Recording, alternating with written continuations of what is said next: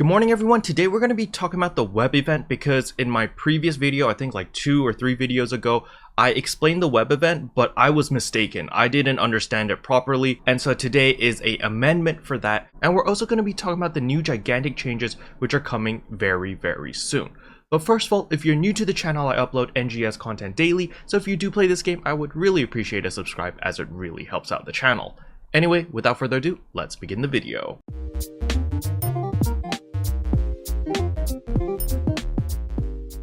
So the very first thing I want to address is of course the web event. So when you come to the web event and you scroll down, you're going to notice that we have 3.4 million as of July 11.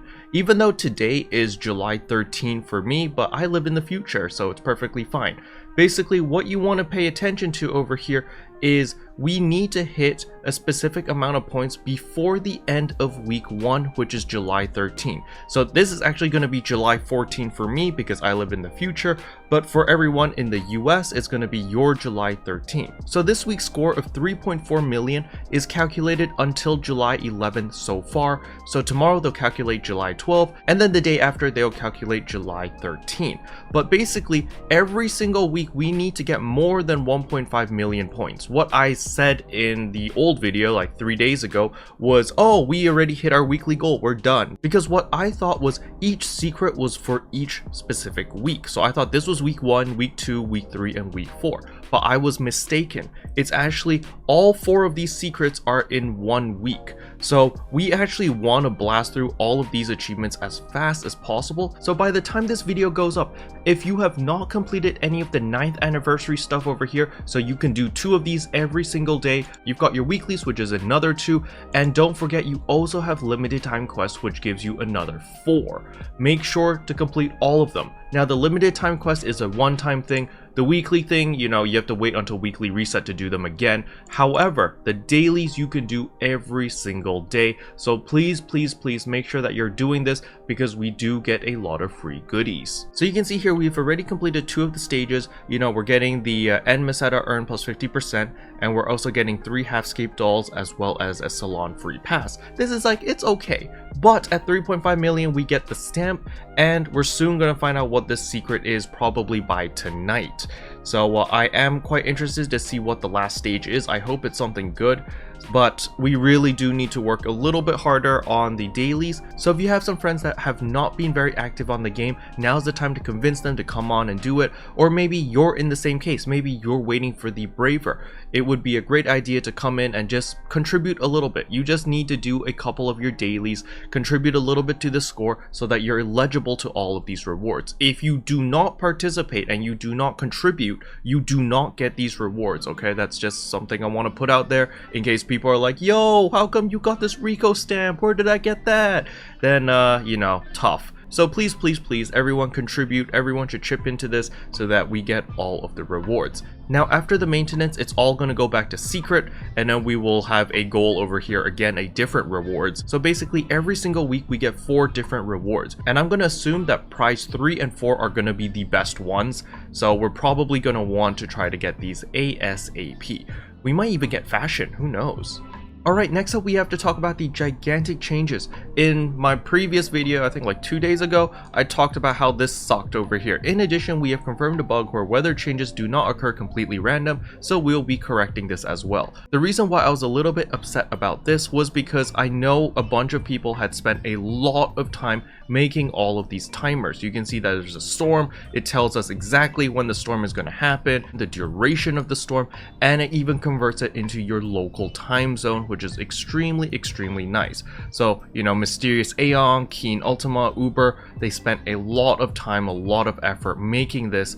And of course we can't forget about Mira wa Neko as well as Dog is God, because they run the NekoBot website. So pretty much all of the hard work that these individuals put into helping the community has gone to waste because Sega has decided that they're going to be changing the storm timers to totally random again. So this was the main reason why I was upset. However, there are a lot of good changes over here. So let's continue reading on. It says here, adjustment to enemy HP changes based on the number of players. So as we know right now, if there's more people around the Gigantix hitting the Gigantix, the HP of the Gigantix will scale based off the number of players around it who are in combat with it. So let's say that there's 32 people in a room.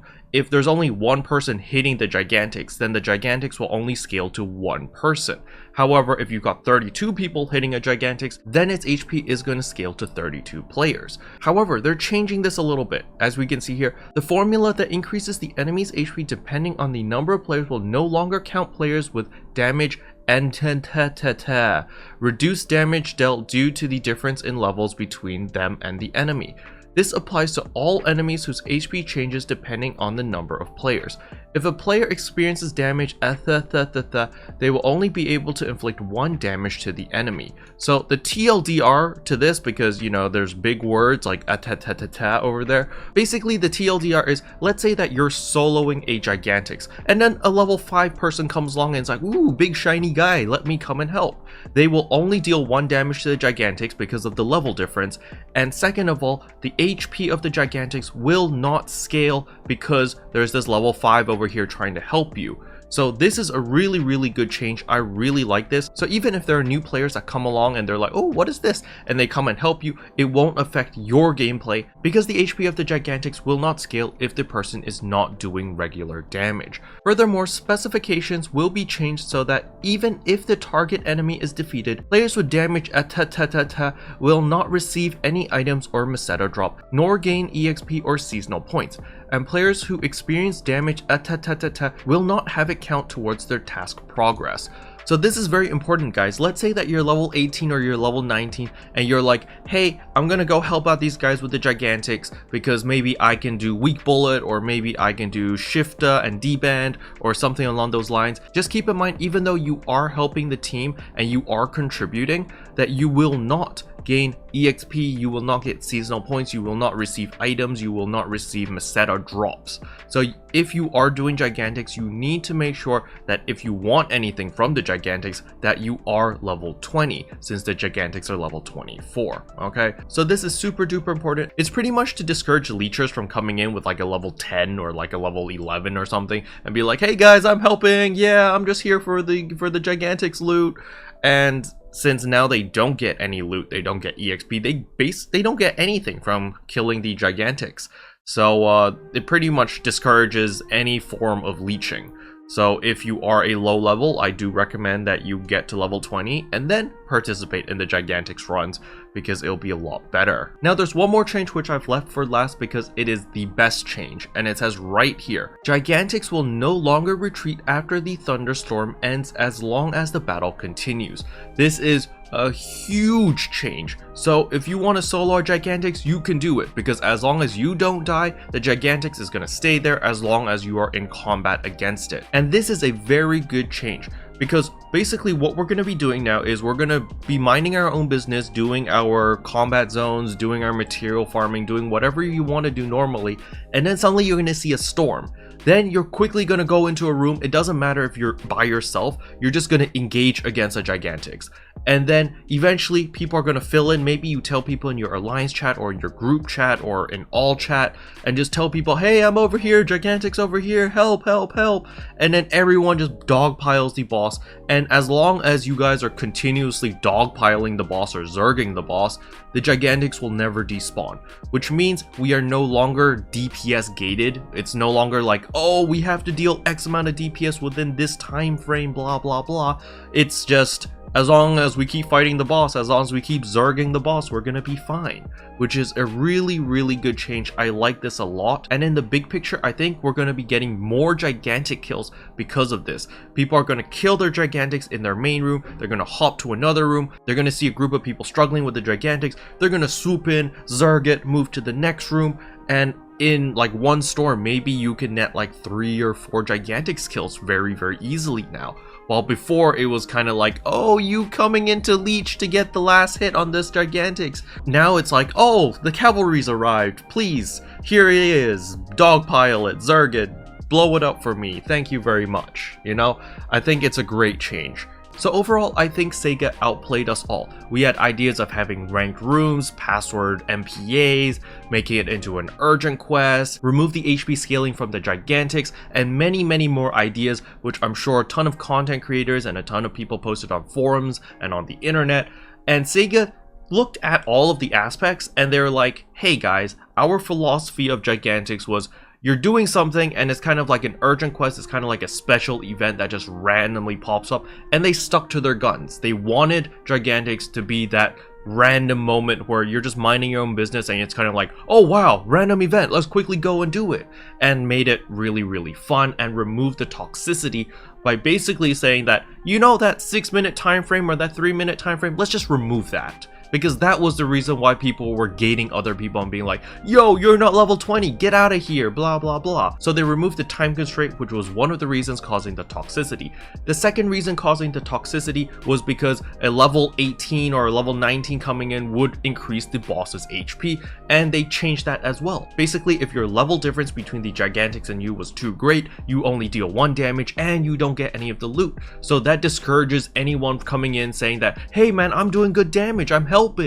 And now it's like, yeah, you're helping, please stay, but you're not getting any loot. So that discourages people coming in who are not pulling their own weight and kind of just leeching. And the last thing they changed is of course the boss HP scaling. So the boss's HP only scales to people who are dealing regular damage, so the level 20 members, which is really good. I'm actually really thankful and really grateful that Sega has pinpointed the main issues of toxicity and address those directly, instead of what we suggested as content creators, which were more like band-aid solutions or like workarounds. They just went straight for the source, which was really great. I really like these changes, and I feel like they just giga-brained us all. We were all like, yeah, you should do this, you should do that. And Sega was just like, no, you. And then they came up with like a better solution, and we're just sitting there going like, oh, that works, cool. Special thanks to all the members for supporting the channel. It really means a lot to me. Thank you again. But anyway, that's pretty much all I wanted to cover in today's video. Hopefully you guys found it helpful. If you did, I would appreciate a like and a subscribe, and I'll see you guys in tomorrow's video. Bye! What can I say except you're welcome for the